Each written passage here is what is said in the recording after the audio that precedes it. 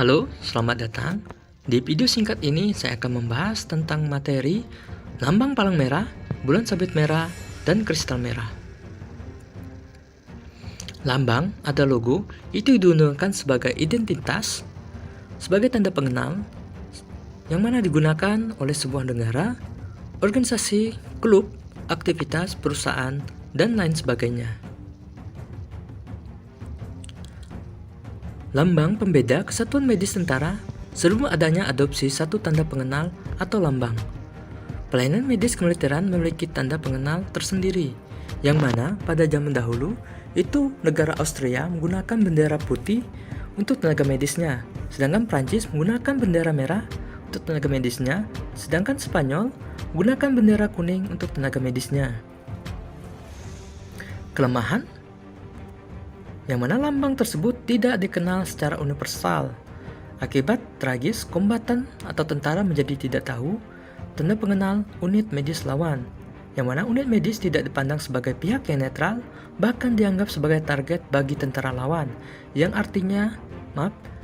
tidak mengetahui artinya. Pengadopsian satu lambang pembeda itu gunakan untuk menawarkan status netral, dengan demikian menjamin perlindungan. Status netral menuntut diadopsinya satu lambang. Konferensi Nasional tahun 1863 memilih lambang palang merah di atas negara putih untuk tanda pengenal kesatuan medis tentara.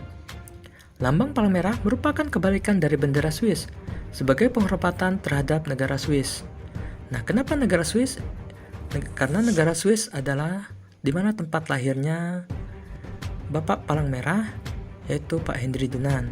Bisa dilihat di gambar. Perbedaannya, sedangkan negara Swiss dasarnya merah, palangnya putih, digunakan untuk pada lambang palang merah, dasarnya putih, palangnya merah. Kombatan dapat mengenali para personel medis dan keagamaan angkatan bersenjata, unit dan fasilitas medis angkatan bersenjata, unit dan transportasi medis Perhimpunan Nasional apabila membantu pelayanan medis angkatan bersenjata.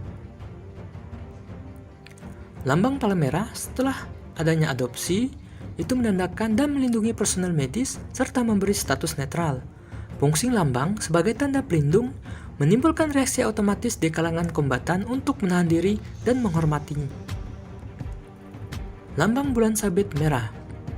Pada tahun 1876, perang di Balkan antara Rusia versus Ottoman, yang mana kerajaan Ottoman saat ini bernama Turki mengajukan penggunaan lambang bulan sabit merah oleh kesatuan medis tentara kerajaan mereka, yang mana diakui sebagai lambang yang sederajat dengan lambang palang merah dan diadopsi secara resmi dalam konferensi tahun 1929 bersamaan dengan lambang singa dan matahari merah di atas dasar putih. Diadopsinya sebagai lambang pembeda sama dengan lambang palang merah dalam Konvensi Jenewa tahun 1949 beserta protokol tambahan 1 dan 2 tahun 1977. Lambang singa dan matahari merah, yang mana diakui pada tahun 1929 sampai dengan 1980, yang mana digunakan oleh Kesatuan Medis Tentara Kekaisaran Persia saat ini bernama Republik Iran. Setelah tahun 1980 tidak ada satu negara pun yang menggunakannya lagi. Lambang kristal merah, yang mana ada pada tahun 2005, yang disahkan pada Konferensi Internasional ke-29 di Jenewa, Swiss. Penggunaan lambang kristal merah, yang mana di sebelah kiri adalah bentuk permanennya, sedangkan temporernya bisa dilihat di sebelah kanan. Ada 4 macam dan itu hanya berlaku temporer. Lambang-lambang pembeda, lambang yang diakui, setiap negara hanya boleh menggunakan salah satu lambang saja. Bisa menggunakan palang merah yang mana diakui pada tahun 1983 sampai dengan sekarang, lalu atau bulan sabit merah yang diakui pada tahun 1929 sampai dengan sekarang, atau menggunakan singa dan matahari merah tapi hanya diakui pada tahun 1929 sampai dengan 1980, atau menggunakan kristal merah yang diakui pada tahun 2005. Lambang-lambang yang tidak diakui bisa dilihat Di gambar ada banyak sekali macam-macam yang maksud dari negara tersebut ingin menggunakan logo palang merah tapi tidak diakui dan tidak disahkan. Fungsi lambang. Pertama itu sebagai tanda sebagai tanda pelindung yang mana dipakai pada saat konflik bersenjata oleh sukarelawan dari Perhimpunan Nasional atau ICRC, unit medis atau sarana transportasi medis dari Kesatuan Medis Tentara, yang mana berukuran besar agar mudah terlihat. Fungsi lambang yang berikutnya adalah sebagai tanda pengenal, yang mana memperlihatkan di masa damai bahwa seseorang atau suatu objek berkaitan dengan gerakan palang merah dan bulan sabit merah internasional, apakah itu Perhimpunan Nasional, FRC atau ICRC, unit medis atau sarana transportasi medis dari Kesatuan Medis Tentara, yang mana fungsi lambang sebagai tanda pengenal ini ukurannya lebih kecil. Sebagai tanda pelindung bisa dilihat di gambar, yang mana melindungi petugas medis dari menolong orang, lalu melindungi gedung kita yang dipakai untuk menolong atau rumah sakit darurat ya, dan juga bisa digunakan untuk tempat logistik, untuk kendaraan kita yang sedang melintas, untuk melindungi tempat atau kendaraan kita yang untuk mengangkut korban. Lalu siapa saja yang berhak menggunakan lambangnya? Pertama itu petugas medis angkatan bersenjata. Lalu yang berhak berikutnya adalah kendaraan, kapal, pesawat, instasi, pos pertolongan pertama, unit medis angkatan bersenjata, dan lain-lain. Yang berhak menggunakan yaitu anggota gerakan yang sedang melaksanakan tugas. Bisa dilihat di gambar yang mana petugas kita mengamankan atau menunggu kalau misalnya terjadi bencana atau chaos yang diakibatkan oleh demo atau bencana alam. Lalu yang berhak lainnya adalah kendaraan kita yang mana digunakan memang untuk kedaruratan.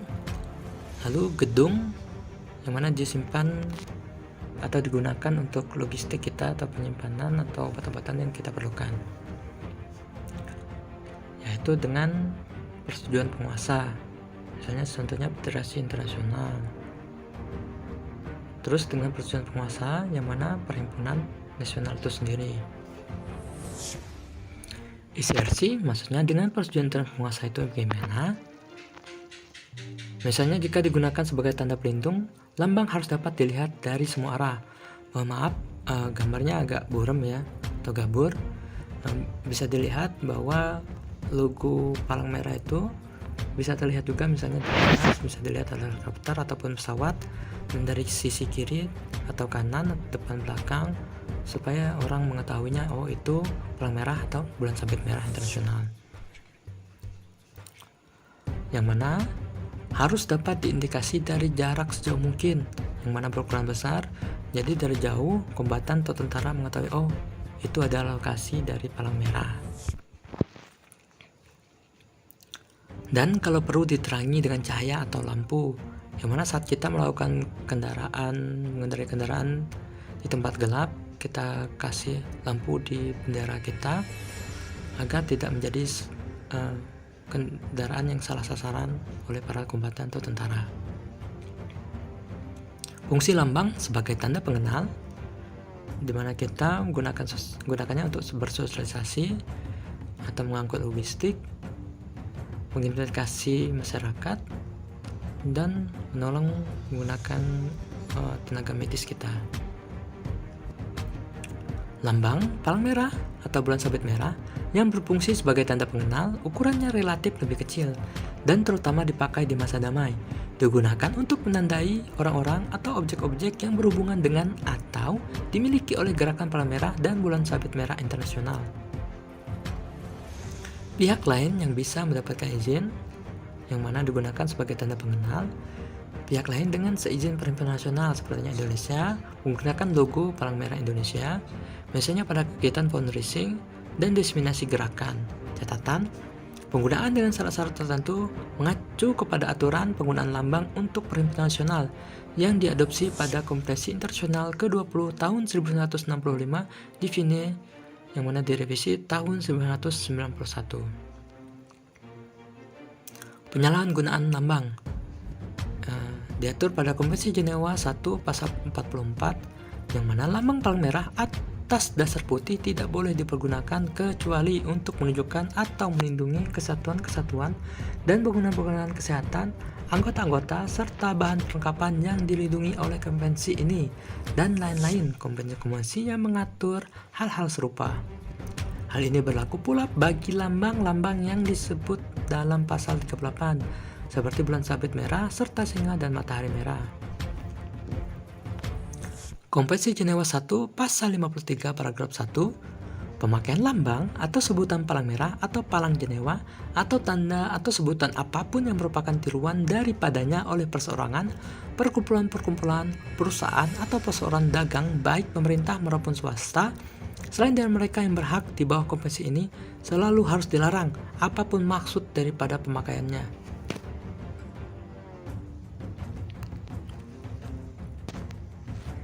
Kategori penjagoan lambang, yang mana peniruan atau imitasi, atau penggunaannya tidak tepat atau usurpation, pelanggaran berat atau grave misuse, dan perbuatan curang atau perfidiai. Ini contoh peniruan ya, yang mana penggunaan tanda yang mungkin bisa menghubungkan dengan lambang palang merah atau bulan sabit merah, warna dan desainnya yang hampir mirip. Nah, seperti yang ada pada contoh, logo-logo tersebut sangat memungkinkan apakah itu dari palang merah atau bukan. Padahal kalau kita telusuri itu merupakan bukan bagian dari palang merah. Penggunaan yang tidak tepat yang digunakan oleh pihak-pihak yang tidak berhak, perusahaan komersil, LSM perorangan, dokter, apoteker, dan lain-lain, yang mana digunakan oleh mereka yang berhak tetapi tidak sesuai dengan prinsip-prinsip dasar gerakan. Nah, bisa dilihat pada gambar ya. Ini penggunaan yang tidak tepat. Lalu pelanggaran berat digunakan untuk melindungi kombatan bersenjata atau objek militer lainnya seperti ambulan, helikopter berlambang, mengangkut tentara atau amunisi. Nah, bisa dilihat dari contoh ya. Misalnya ada kombatan yang berlindung dari logo palang merah itu sendiri, atau misalnya ambulan ya, ambulan tapi di dalamnya rupanya mengangkut amunisi, atau misalnya tank dikasih lambang palang merah, itu kan aneh padahal tank itu digunakan untuk berperang. Tanda-tanda lain untuk menandai fasilitas atau tenaga kesehatan seperti kendaraan ambulans swasta atau Departemen Kesehatan RI. Bisa dilihat kedua lambang atau logo ini tidak menggunakan palang merah atau bulan sabit merah, jadi diperbolehkan dan tidak menyalahi aturan. Penggunaan lambang oleh Perhimpunan Nasional, dari data yang saya dapatkan sampai dengan tahun 2008 ini tidak mungkin terjadi perubahan ya, apalagi sekarang udah tahun 2020-2021, yang mana negara yang menggunakan lambang palang merah itu ada 152 negara, yang menggunakan lambang bulan sabit merah ada 33 negara, sedangkan untuk prisma atau kristal merah itu ada 1 negara. Yang mana tanggung jawab negara itu membuat regulasi nasional untuk perlindungan lambang. Saat ini ada 105 negara sudah memiliki undang-undang perlindungan lambang, sedangkan untuk Indonesia sendiri telah ada legalitasnya, yaitu pada Undang-Undang Nomor 1 Tahun 2018, yang mana tercantum pada ADRT kita, bisa dilihat di bab 27 tentang lambang PMI dan tata cara penggunaannya.